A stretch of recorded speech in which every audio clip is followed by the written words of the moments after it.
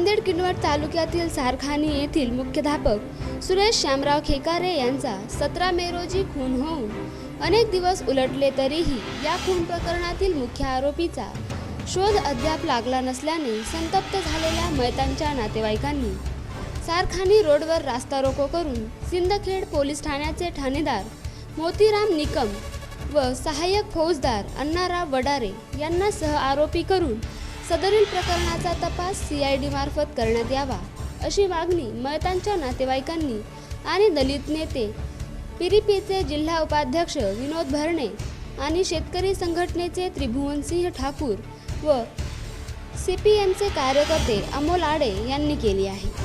मृतकांच्या घटनास्थळी पंचनामा न करता ED का दाखल केली? पंचनामा करीत असताना नातेवाईकांना का बोलवले नाही? आरोपीचा फोनची चौकशी का केली नाही?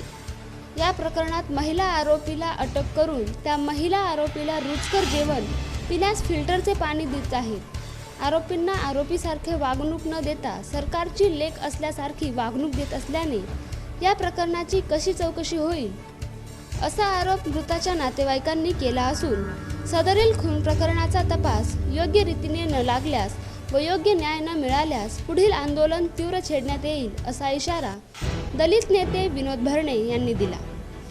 हा रास्ता रोको आंदोलन करत असताना अनुचित प्रकार घडू नये म्हणून धर्माबादचे पोलीस उपअधीक्षक महेंद्र पंडित, माहूरचे उपविभागीय पोलीस अधिकारी उमाकांत खरात, किनवटचे पोलीस निरीक्षक अरुण जगताप, इस्लापूरचे पोलीस निरीक्षक संजय मिरकले, मांडवीचे मजगर यांच्यासह नांदेड येथील विशेष पोलीस तुकडी तैनात करण्यात आली होती।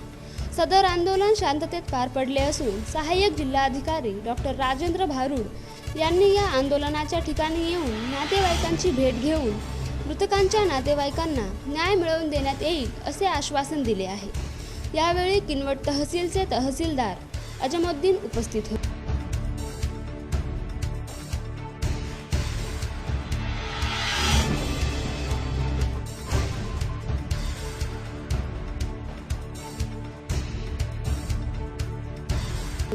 न्यूज सुपर 1 साठी गौतम कांबळे, नांदेड।